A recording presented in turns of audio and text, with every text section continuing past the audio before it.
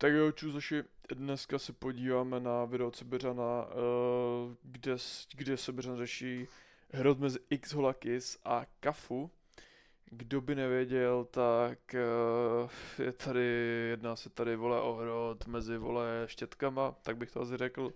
A jdu se podívat na nějaké informace ohledně toho, protože to bude asi bizár, takže mrknem na to, nějak to jako proskáčem. Holakis dávala na své storíčka nějaké věci ohledně toho, že Kafu možná koukám na ten rozhovor Kafu ohledně Kayumiho, mám z toho chutí. Já teď koukám na ten rozhovor ohledně Kayumiho, mám z toho chutí se na to vyjádřit, protože jsem u toho byla sama, jak kdyby ty byly ty začátky, ale i jako jestli ti chci masážnout, že...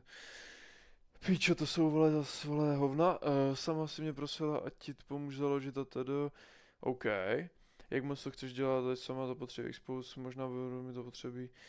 Ty pičo, myslím si, vole, že to je, kámo, už jenom kvůli tomu jsem viděl u toho, vole, The Mac, piček tam byla na tom detektoru lži, vole, s tím hým týpkem, vole, tak jako to jsou sračky, vole, tam říkala úplně co jinčího, vole, že chce, vole, začít, že chtěla začít, vole, sama od sebe a teďka, vole, najednou za to pičo může Kayumi, kámo, jako nezastám se Kayumiho, nebo jako jo, vole, no nezastávám se ho, ale zase jako Kayumi vzor, pičo, byl to, vole, novodobý pasák, takže ceníme moc a ty vole, toto nevím, no, jako vole sračky, jako myslím si, že tady za to těžko říct, ale nemyslím si, že za to Kayumi úplně může, ale OK.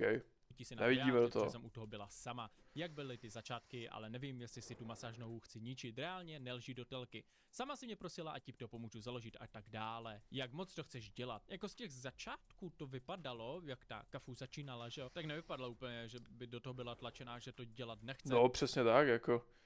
To to stejné. My nikdo z nás nevidíme do pozadí a věci můžou být naprosto jinak, dnes se zdají na internetu. To je taky pravda. To nevypadalo, že byla nucená do něčeho ze začátku minimálně. Netvrdím, že v průběhu toho nebyla nucená. To jako jasný, no, mohlo to tak být, ale jako taky si myslím, že ze začátku, vole, nevím, když se podíváte na ty videa, vole, kde jako to, co tam, vole, ona předvádí, jako sorry, jo. Jako, když se podíváme na některé ty videa, tak jakoby, moment.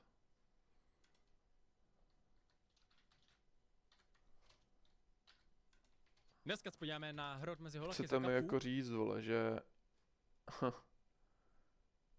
že jakoby chcete mi jako říct, že, vole, tady ta buchta byla jako do něčeho tlačená, jo. Tak to, vole, jakoby, když se podíváme na, i kdybych se podíval na některé ty TikToky, vole, co ona vydávala, pičo, tak, vole, přece, vole, co to bylo za sračky. A když se podíváš, vole, na to, že mi chce, že tady ta buchta, jo, tady ta buchta bude tvrdit, že bude do něčeho tlačená, kurva.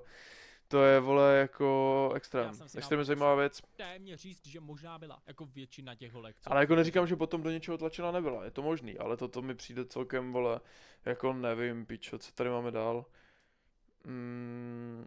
Jak teď koukám na ten rozhovor ohledně Kayumiho, jo, to už jsme, pičo, to už jsem četl, vole, jsem kretan. Dělat oběť, když jsi spolupachatel v Robloxu, jako OK, tohle už je celkem dost závažná věc říct, že je spolupachatel, ale OK. Jak i ostatní agentury, máte štěstí, že jsem na dovolence vyzenovaná. Jakože tvrdit o někom, že spolupachatel údajné organizované trestné činnosti je už jakoby docela závažné obvinění. No, říkám, vole, tak, že si to je jakoby, jakoby zajímavá věc. To je závažné ještě vzhledem k tomu, jak je tam mají padat vyše trestu a o čem se mluví, o všech těch trestných činech, ještě v organizované skupině, co tomu vždy... No jasný, no, tak když je to organizovaný zločin, tak to je, vole, to jako takhle, už to není prdel, ale tady tohle, takže tam se jedná, vole, že jo, tam budeš mít, vole, kuplířství, organizovaný zločin, vole, protože v tom figurovalo víc lidí, jakoby, asi myslím, to cinkne, jako takovou pár let to cinkne, no, asi. Nikdy člověku nepomohlo, vole, že bylo něco organizované, anebo plánované, tak to už musíš mít velmi dobře nabito v momentu, co tohle to tvrdíš a musíš mít důkazy na to, že to je spolupachatel a že se spolu podílela na obchodu s lidmi. Popravdě by bylo zajímavé, kdyby byl i pohled z tvé strany, I když jsem teď na to koukala, tak na ty staré rozhovory, tak tam říkala, že jim s tím pomáhala kamarádka. Na to se podíváme, na tom, jak o tom mluvila před 2 lety. Ne asi. Teď jsem na to koukala a říkám, ty vole, nějak si protiřečí před 3 lety, řekne, že jí s tím pomáhala kamarádka, to si musela být určitě ty a teď říká, že do toho zmanipuloval Kayumi, oba tak trochu budou na stejné vlně. Stačí si pustit podcasty, kde je, nebo detektor lží, jako slušně tady do sebe. No říkám, ten detektor lži, vole, to bylo, jako tam říkala úplně co jinčího, piča. Sám mi v jednom podcastu tvrdil, že ho k tomu přivedla kafu, to, co on pak rozjel, je jeho problém, ale prvokrokem byla kafu, nedivila bych se, kdyby byla jeho bílý kůň. Já si nemusím dělat žádné expose. Kafu, to, co on pak To rozjel, taky je možné, problém, ale jako zase kámo, takhle upřímně, jako proč by se ta Holakis vymýšlela, jako já nevím. Jako zase víš co, proč by se to ta Holakis vymýšlela, kámo? Jako nevidím k tomu důvod, víš co, jako že mi přijde, že tam jako nevidím tam jako nic, proč by se to ta Holakis měla vymyslet, jako upřímně.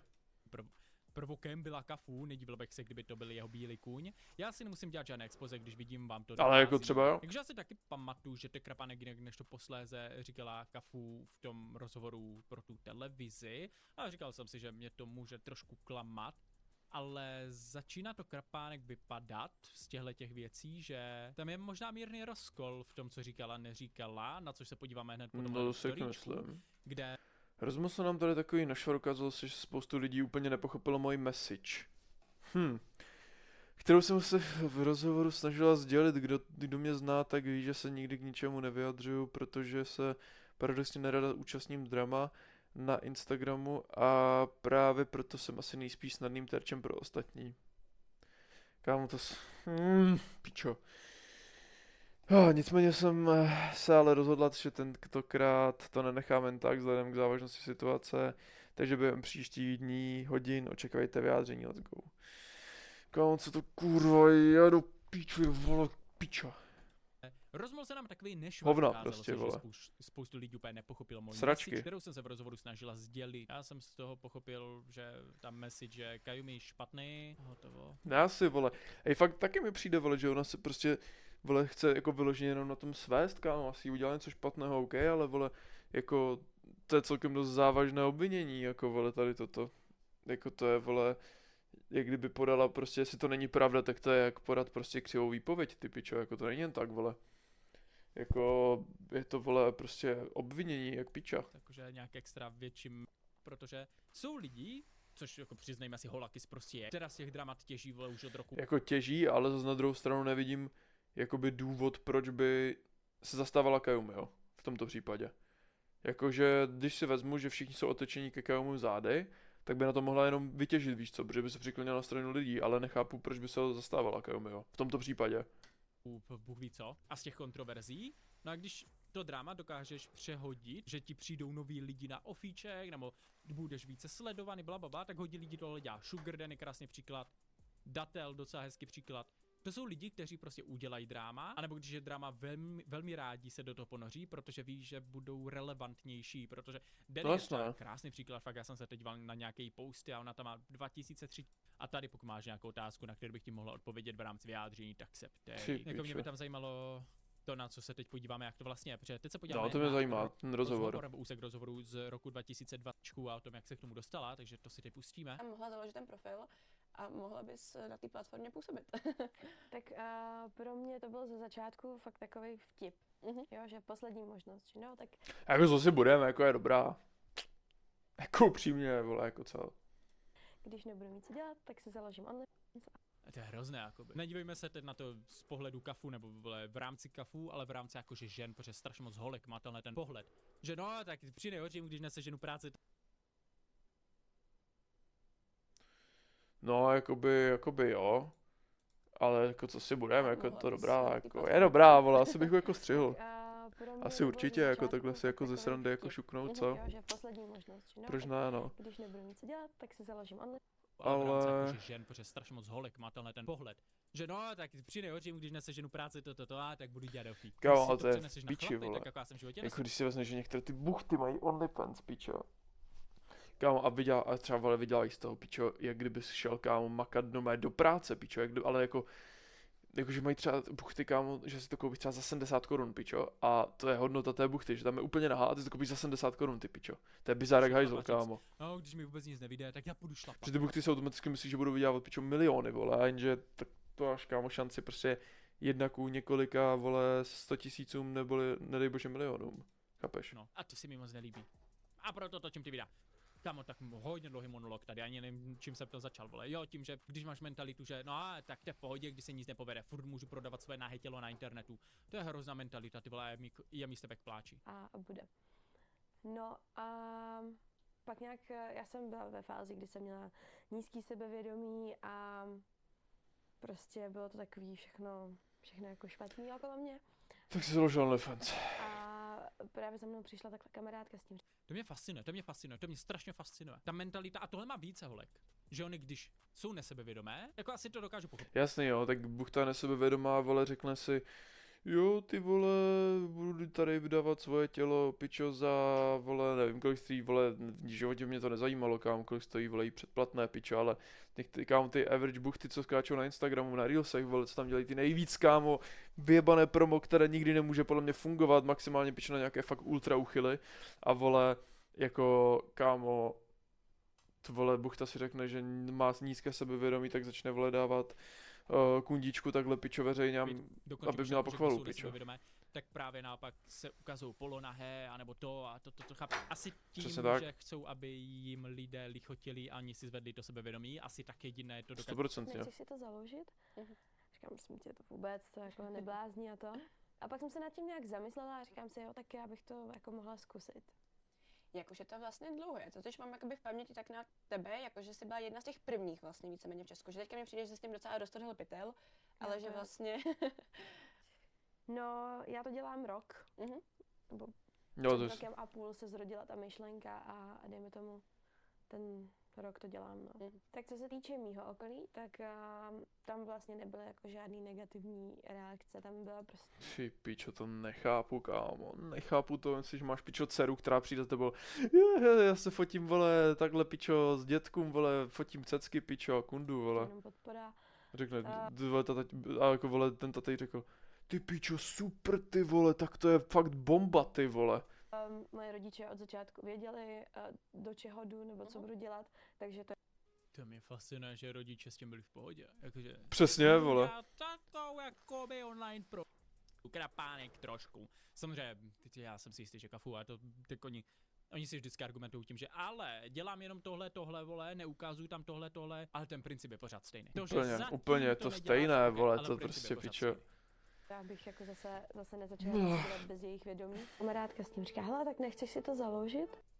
Kamarádka říká, nechce si s tím založit. A když jste no a jakou teda souvislost v tom má Kayumi? Jako, čum na to, pičo, jako... Já bych jenom chtěla říct, že já jsem nikdy sama od sebe nepřemýšlela nad tím, že by jsem s něčím podobným začala. OK, takže to už je menší rozkol v tom, takže... Žádnou souvislost v tom Kayumi nemá. Předtím, nebo... Nejspíš, jako to zase nechci tvrdit, zase jako moje domněnka, ale podle tohoto rozhovoru bych v tom teda něco takového neviděl. Jako to dělá hodně lidí, že jo? To dělá taky hodně influencerů, kteří něco dělali, vydělali na tom, teď tím opovrhujou, že on to někdo dělal, braška, ale že jsi to dělal ty vole 5 let v kuse a vyrejžoval si na tom a teď už prostě na tom nepotřebuješ. No, přesně. Jako, vole, nevím, mám na to takový názor, dejte mi vědět do komentářů, co si o tom myslíte, ale přijde mi to zvláštní, jako tady toto, vole. Že by najednou, vole, jako víš co, vidíme její pozici, otočí se k tomu davu těch lidí, co hejtí teďka za to, vole, a sveze se po něm, ale vole, víš co, jako ta kafu, teďka vidím ten kontrast, ta Holakis podle mě nemá důvod ho bránit, jakoby reálně. Myslím si, že na tom něco bude, jako ten rozhovor je dost zvláštní, jako najednou vytáhnout, že za to může ten Kayumi, víš co, měla tolik času to vytáhnout a jako vole, sveze se na něm, až se na něm prostě, až když se jí to hodí. Tak to opovrhuješ, to mi přijde dost podobný vibe, tady souhle, ale trvalo jí fest dlouho, než to pochopila, kdyby byl na svobodě, tak nic takového holka neřekne. No, říkám. Dejte mi vidět do komentářů, dejte like, odběr a vidíme se u dalšího videa. Čus!